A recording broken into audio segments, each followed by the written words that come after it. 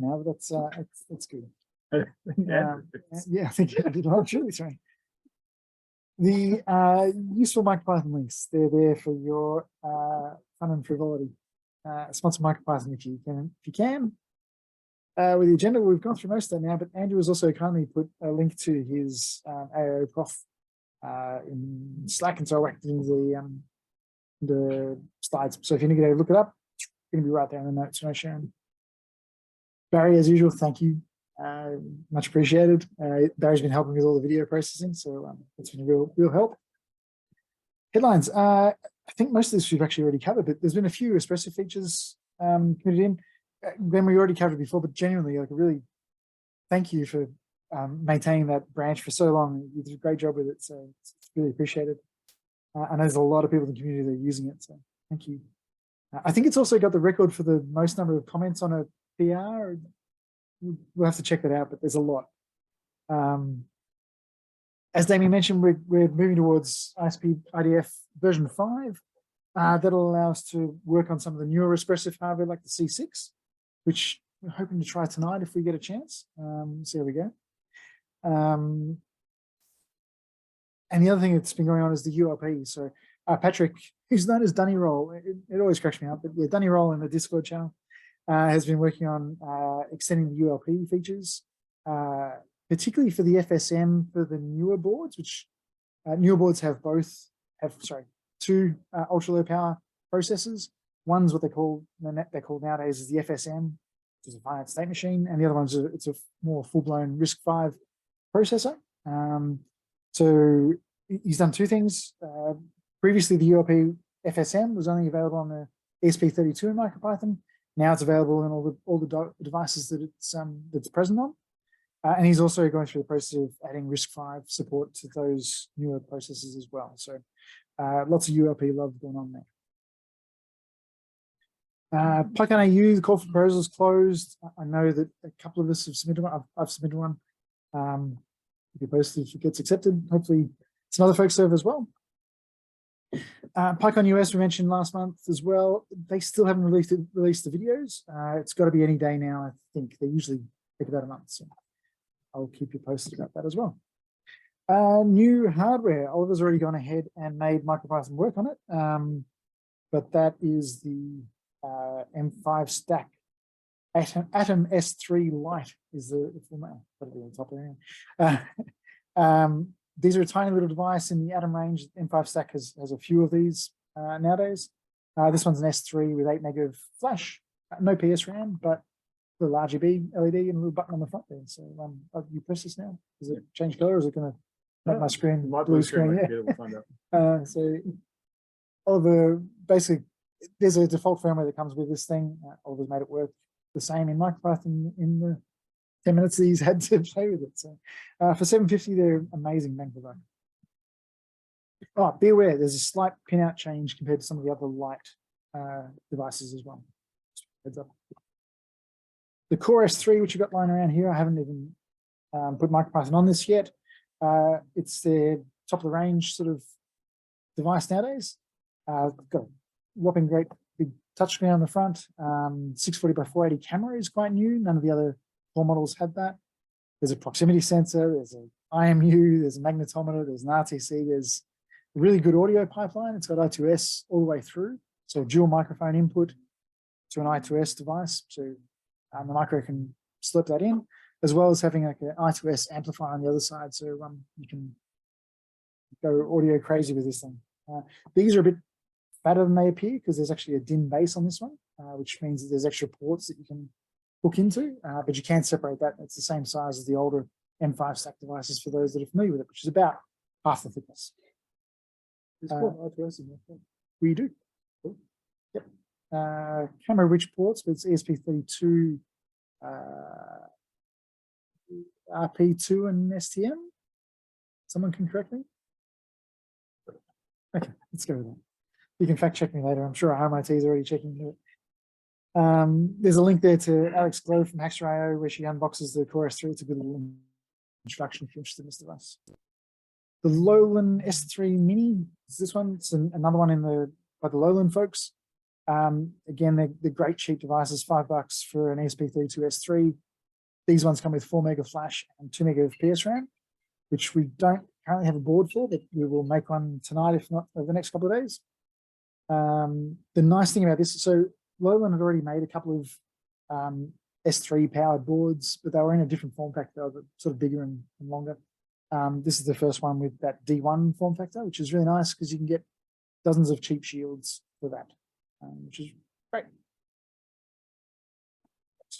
So they all came in the last month. More hardware news, Inkplate 5 was released. So Soldered, a company who've made a few of these. I've got the Inkplate 6 here, but there's a, I don't think I put the family here, no.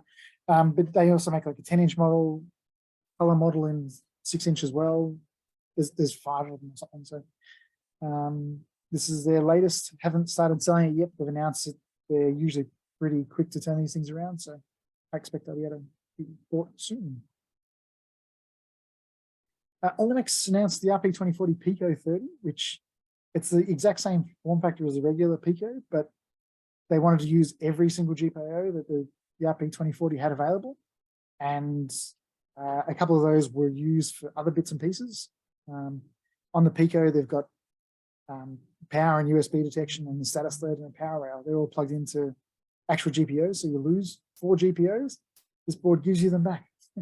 And the way it worked is that there was a few, the ground was replicated on a number of pins on the Pico.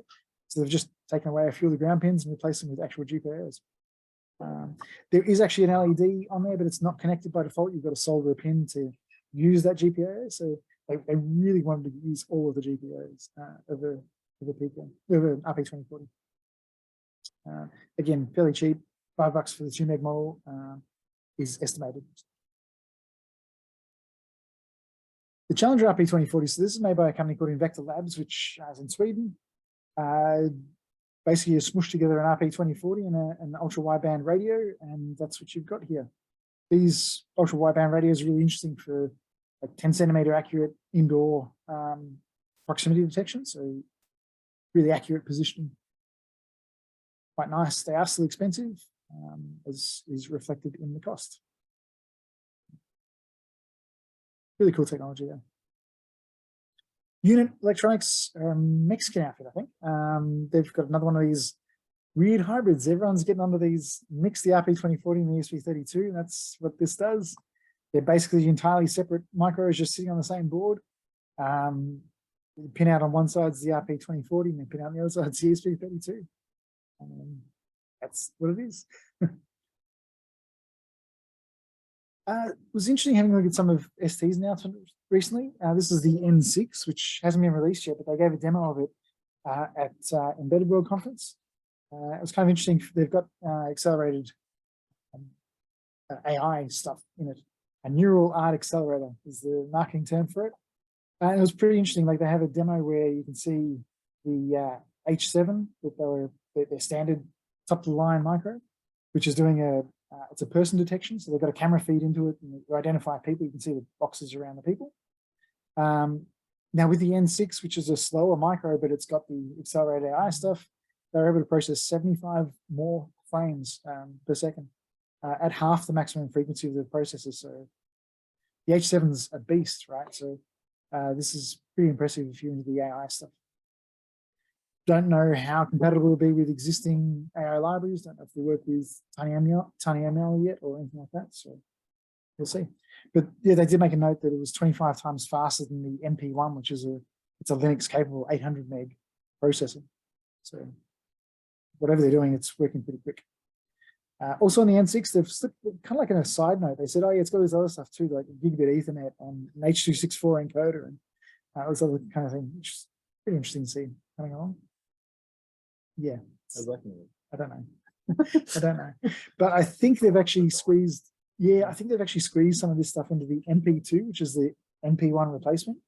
The MP1, for those that don't know, is this dual processor arrangement where they've got like a Linux capable A7 and they've got like I can't remember if it was an M7 or an M33, but they've basically got like a real-time processor that sort of we're more familiar with, as well as the Linux processors on the same die. The MP2 is the logical upgrade of that. MP1's been around for a couple of years now, perhaps. And they've just upped it again. So they've got A35 Linux processor. You can get them in a dual core on die with an M33 sitting next to it.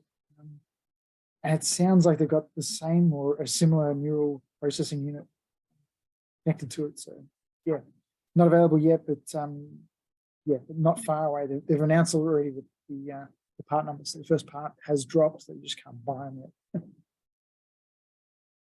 yet. So yeah, that's a trend we're seeing, and have continued to see, and we'll continue to see more and more cores and more powerful cores.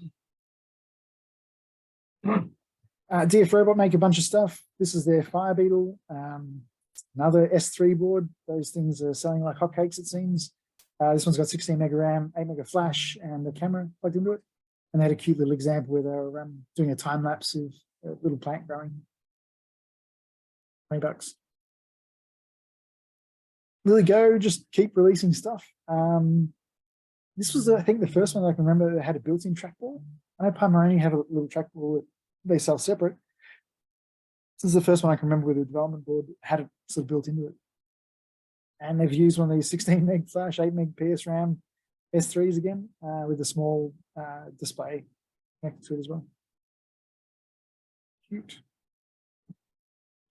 C6, this was last month's, and we're going to try and get MicroPython running on that side. That's why I left that slide in. I'm looking at you, Andrew. Software news. Freequam was probably the biggest thing. Salvatore Sanfilippo is really well known in the software development circles. He's one of the guys, well, he's the guy that started Redis, the very popular key value database. So he's also known as Antirez more than anything else. I'd actually forgotten his name until this news came out. But Freequam was an effort to create a LoRa-based open WAN network. And he's got a lot of code in this effort. He's put a lot of effort into it. And the idea is that it can do like connect people without having internet or cellular communications, just over a LoRa connection. It's a pretty interesting system. Yeah, it can do some stuff like chat, can do encrypted chat. Can have a CLI by the PLE to the device. So he's actually put a lot of thought into it. He's even got like a 1-bit image compression algorithm that he's implemented. So you can do really crappy, like I think the picture of his face there was actually the encrypted thing. So you can, obviously LoRa is a very slow bandwidth connection, but yeah, quite interesting. Caused a lot of us to mind.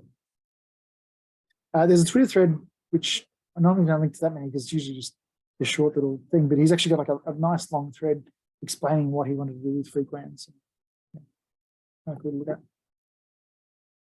Last month we talked about the PR where Infineon had added, or it had like an article talking about getting MicroPython running on their latest PSOC.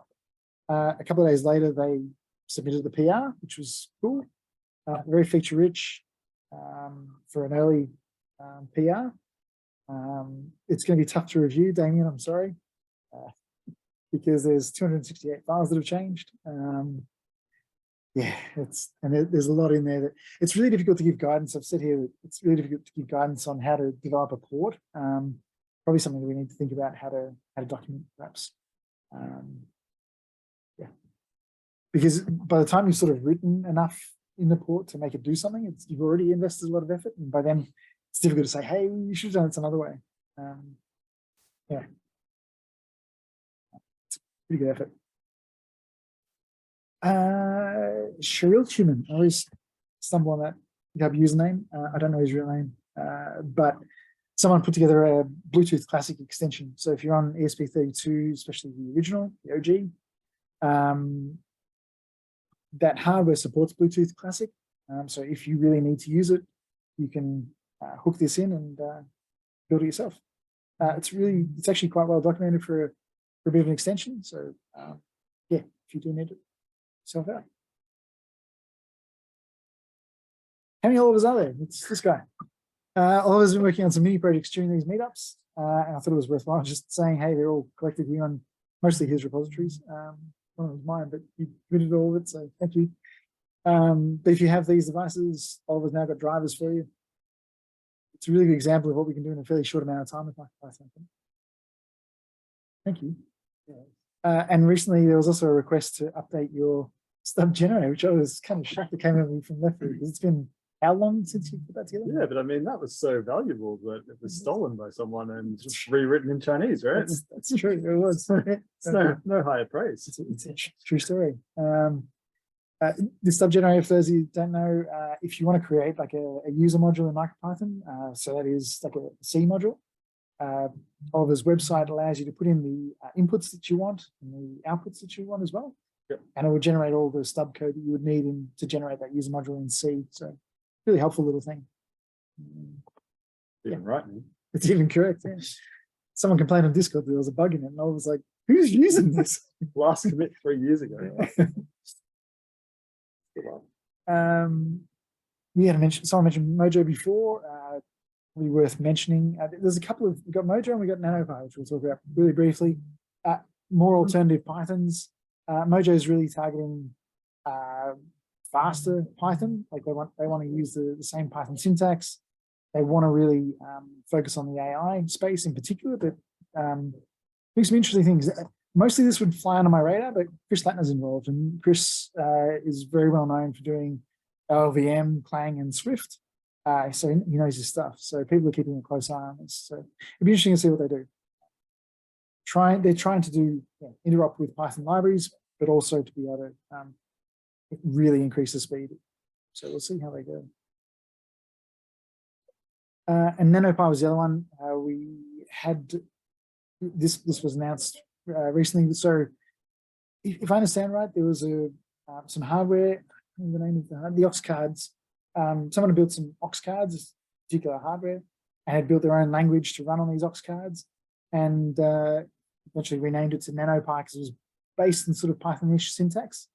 And they've taken some interesting design choices. Again, they're trying to make it faster on the device by compromising some of the Python syntax and the Python models. Like this doesn't support dynamic types, it must be statically typed, and that's the way they can get slightly better memory management and better performance. But it's worth having a look at. Like there's a browser-based editor, which you can sort of see here in the screenshot. Not a lot of effort to make that work. And Thomas, the creator, popped into the MicroPython Discord and bravely said that he had a competitor. No, it was good. He was open about, there was a feature table that sort of talked about some of the differences between MicroPython, C++, and NanoPy in terms of performance versus flexibility, that kind of thing. And so Jim corrected him on a number of these things. Yeah, but no, go take a look. It's an interesting collection of choices that they've made to implement that on hardware. And you're saying OXOcard. OXOcard, yes. OXOcard, sorry, I made it. It sounded bad. That's what it looks like, or one of them instead of series of them. Thanks, Andy. Projects, the Bellows checker. I heard this is a really cool project from Simon Blackwell. Chuck a light sensor onto a Pimeroni Tiny 2040, powered by a coin cell, and shove it into like a vintage camera. He was looking to check for problems in the bellows, which often happens with these old cameras. So you can put it in there, seal it up, and see if there's any light leaking in. So he's gone through a couple of versions of this recently, slightly smaller, a bit more robust. He's just plugging together some of the Pimeroni things, like they're just development boards for a sensor and for a small processor and a coin cell. You can see it wedged in there as well. So I guess if anyone's looking for a really nice little simple hardware project, then reach out to Simon, and time you're going to put together a PCB with those bits stuck on it, you can make it really small and neat. So that was really good use of some simple hardware and great use of MicroPython. There was a plant watering project by Peter Practicus. I always call him Peter. Sorry, Peter. Peter. Where he's got an RP2040, one of those environmental sensors to shove it into the soil.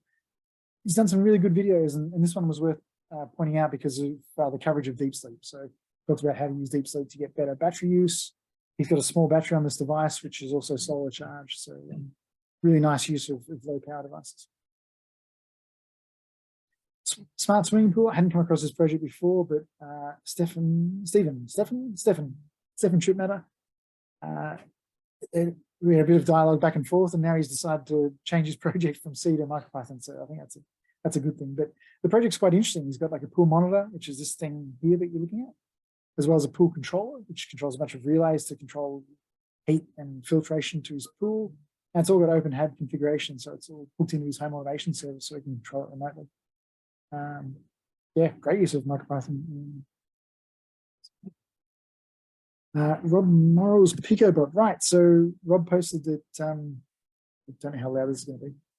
Okay, this Raspberry Pi Pico robot We don't need to watch has it all. ultrasonic sensing, and it's in a Tinkercad design chassis. Don't you guys online can hear this? And it will go until it discovers an obstacle, Thank you. and then it will back up. We'll count down the sequence right now, and then when it gets close to an obstacle, we'll back up and turn in a random direction, and then head off That's like fun. new adventures. So random turn, off we go. I think it's great. Okay, this Raspberry Pi Pico I can't get robot. past it. There we go. Damien, for your new Tesla, there's a new project which can open the charging port for you. This one was, I couldn't find a MicroPython implementation, so I decided to have some fun, which I think is about the best sort of motivation for doing these kinds of things. Connect a radio transmitter to an RP2040, spit out an appropriate signal, and pop, out comes the Tesla charge port. Really neat. Surprised you haven't done that already, Damien. Is that in MicroPython or did he? Yes. I did see a C version of that. Yeah, it's in MicroPython. Yep. Cool.